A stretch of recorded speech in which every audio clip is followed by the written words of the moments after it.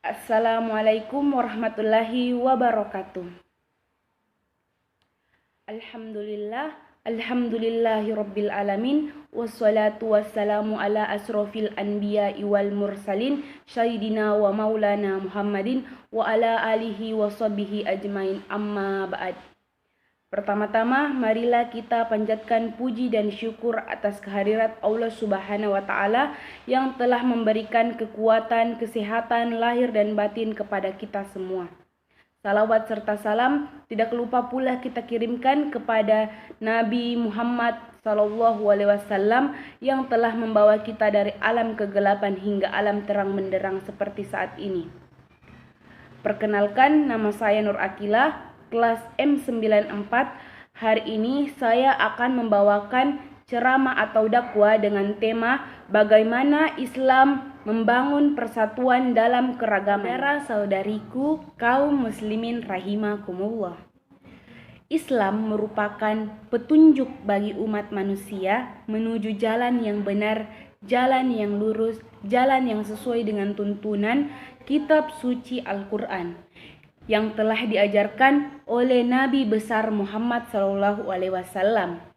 Kalau dikaitkan dengan konteks perubahan zaman, bagaimanakah Islam memandang keberagaman yang ada di negeri ini maupun di dunia? Sebagaimana yang telah disebutkan berkali-kali oleh Allah Subhanahu wa Ta'ala di dalam Al-Quran, Islam sangat menjunjung tinggi keberagaman karena keberagaman merupakan sunnatullah yang harus kita junjung tinggi dan kita hormati keberadaannya.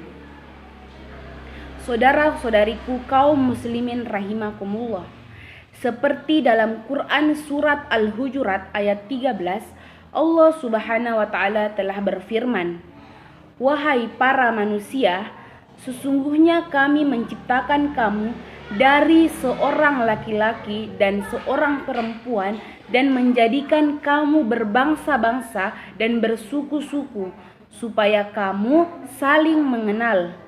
Dari ayat Al-Quran tadi itu menunjukkan bahwa Allah Subhanahu wa Ta'ala sendirilah yang menciptakan keberagaman.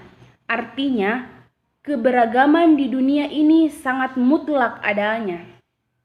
Saudara-saudariku kaum muslimin rahimakumullah, dengan adanya keberagaman ini bukan berarti menganggap kelompok musab ataupun keberagaman yang lain sejenisnya menganggap kelompoknya lah yang paling benar.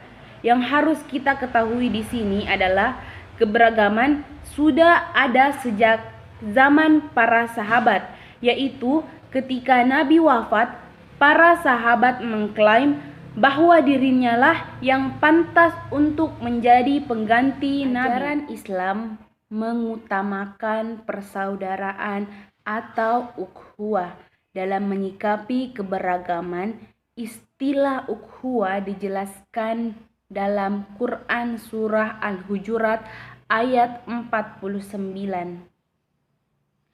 Allah berfirman, "Sesungguhnya orang-orang mukmin adalah bersaudara. Karena itu, damaikanlah antara kedua saudaramu dan bertakwalah kepada Allah Subhanahu wa Ta'ala supaya kamu mendapatkan rahmat." Ketegasan syariah Islam memberikan gambaran betapa perhatiannya Islam terhadap permasalahan keberagaman. Dengan mengutamakan persaudaraan, keharmonisan, dan perdamaian.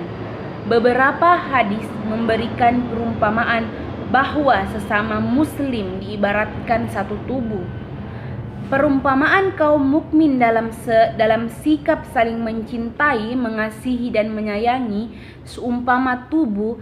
Jika satu tubuh anggota sakit, maka anggota tubuh yang lain akan merasakan susah tidur atau merasakan demam.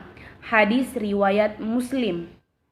Perumpamaan yang lain diibaratkan bangunan, di mana orang mukmin dengan orang mukmin yang lain seperti sebuah bangunan, sebagian menguatkan sebagian yang lain. Hadis riwayat Muslim. Saudara-saudariku kaum muslimin rahimakumullah, menjadikan keragaman agama tersebut sebagai kompetisi positif dalam kebaikan merupakan sifat positif sebagaimana yang disebutkan oleh Allah Subhanahu wa taala, dan bagi tiap-tiap umat ada kiblatnya yang mereka menghadap kepadanya, maka berlomba-lombalah dalam berbuat kebajikan. Quran Surat Al-Baqarah ayat 148.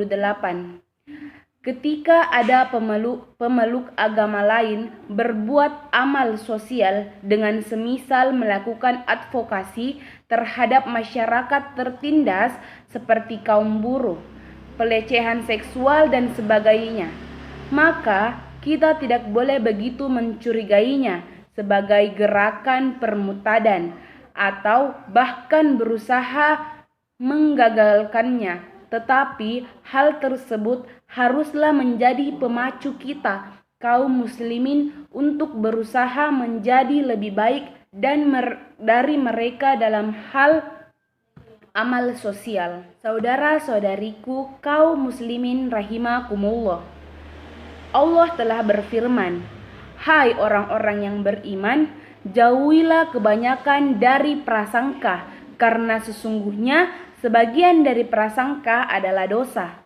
Dan janganlah kamu mencari-cari kesalahan orang lain, dan janganlah kamu menggunjing sebagian yang lain. Sukakah orang di antara kamu memakan daging saudaranya yang sudah mati? Maka tentulah kamu merasa jijik padanya. Dan bertakwalah kepada Allah Subhanahu wa taala, sesungguhnya Allah Maha Penerima taubat lagi Maha Penyayang." Quran Surat Al-Hujurat ayat 12. Oleh karena itu, untuk mencegah adanya perpecahan dalam persatuan dan kesatuan bangsa, maka kita harus menjunjung tinggi toleransi dan senantiasa menjaga tali silaturahmi dalam berbagai aspek kehidupan, berlomba-lomba dalam berbuat kebajikan untuk mengharapkan saudara-saudariku kaum muslimin rahimakumullah.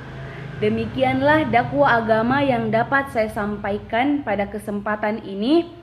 Semoga dapat bermanfaat bagi kita semua dan dapat kita aplikasikan dalam kehidupan sehari-hari.